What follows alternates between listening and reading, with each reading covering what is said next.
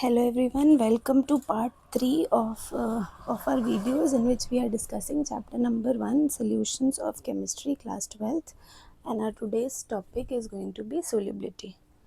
Solubility को समझने के लिए हम सबसे पहले solubility होती क्या है वो समझ लेते हैं. So solubility is nothing but maximum amount of solute that can be dissolved in a given amount of solvent at a specific temperature. Solubility का सिंपल मतलब यही होता है कि मैक्सिमम हम कितना सोल्यूट किसी सॉल्वेंट में डिज़ोल्व कर सकते हैं so as to form a solution at a particular temperature.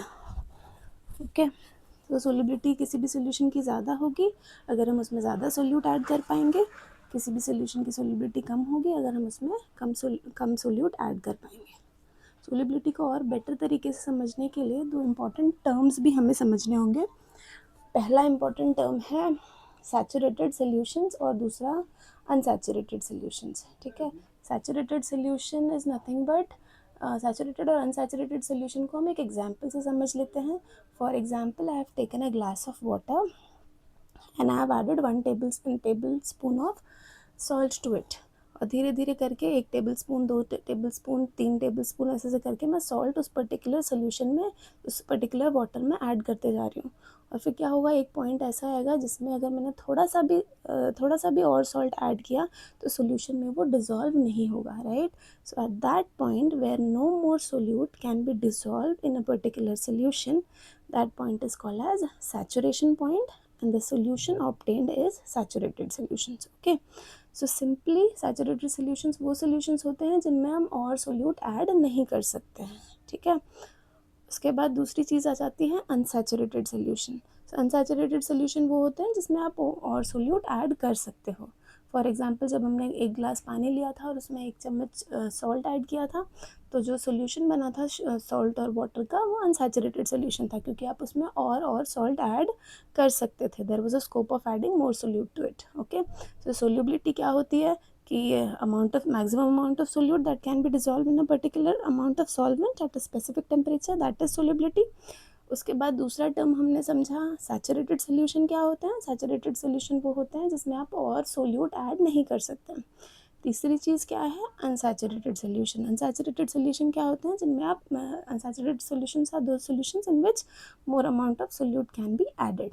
Okay, so these 3 things must be clear to you before we move forward. Okay, now next part is factors affecting solubility. ठीक है, what are the different factors affecting solubility that we are going to discuss? There are 3 major factors that affects the solubility of any solution. First factor is nature of solute and solvent. Second factor is temperature. Okay, the second factor that affects the solubility of any solution is temperature. And the third factor, very important factor under which we are going to study Henry's law also, that is effect of pressure. Okay, so let us discuss these 3 factors one by one. The first factor, that is nature of solute and solvent. Okay, so the first factor that we are going to discuss is the first factor which affects the solubility that we are going to discuss is nature of solute and solvent. Solute और solvent का nature decide करता है कि किसी भी solution की solubility कितनी ज़्यादा होगी. Of course, right. सो उसके लिए जो इम्पोर्टेंट चीज़ हमें पता होनी चाहिए, दैट इज़ इम्पोर्टेंट लॉ आप कह सकते हैं, या इम्पोर्टेंट चीज़ जो सभी चीज़ों को गवर्न करती है, that is like dissolves like.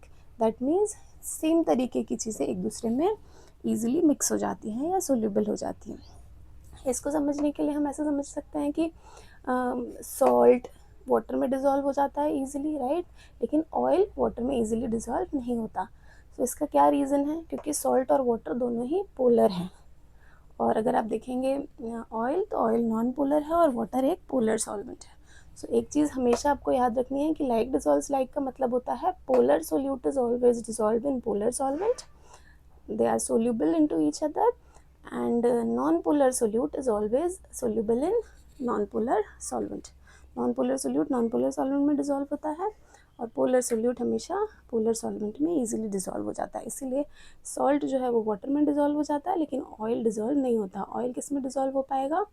Oil dissolve हो पाएगा नॉन पोलर सॉल्वेंट्स में, जैसे कि हेक्सेन, हेप्टेन, है ना, इन सब चीज़ों में. So this was nature of solute and solvent. Now part B, that is effect of solubility on temperature. Temperature कैसे अफेक्ट करता है किसी भी सोल्यूशन की सोल्यूबिलिटी में। सो जो फर्स्ट चीज़ हम डिस्कस करने वाले हैं that is solid in liquid type of solution.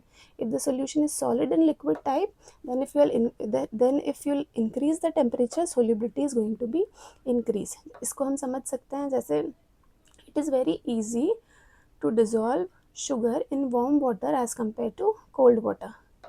ठंडे पानी में चीनी को डिज़ोल्व करने में थोड़ा टाइम लगता है, हमें स्टर वगैरह करना पड़ता है, लेकिन अगर आप गर्म पानी में चीनी को ऐड करते हैं तो वो इजीली क्या हो जाती है, डिज़ोल्व हो जाती है। इसका मतलब solubility of sugar increases. Solubility क्या होती है, बढ़ जाती है। कैसे बढ़ जाती है, टेम्परेचर बढ़ने की वजह से। इसका मतलब सोल्यूबिलिटी टेम्परेचर बढ़ने से हमेशा सोल्यूबिलिटी बढ़ती है, and these two things are directly proportional to each other. एंड ये किस चीज़ में हम स्पेसिफिकली डिस्कस कर रहे हैं, solid in liquid type of solution में, सॉलिड इन लिक्विड।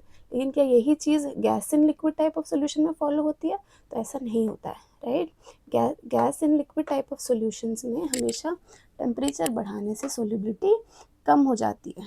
एक और क्वेश्चन भी पूछा जाता है कई बार इसी पर based, that is why do fishes feel uncomfortable in warm water. गर्म पानी में मछलियाँ क्यों मर जाती हैं। सो इसके पीछे का यही रीज़न है कि जो डिज़ोल्व ऑक्सीजन होता है उसकी सोल्यूबिलिटी कम हो जाती है जैसे ही हम टेम्परेचर बढ़ा देते हैं। हमने टेम्परेचर बढ़ाया तो ऑक्सीजन की सोल्यूबिलिटी, जो डिज़ोल्व ऑक्सीजन था वाटर में, उसकी सोल्यूबिलिटी क्या हो गई, कम हो गई।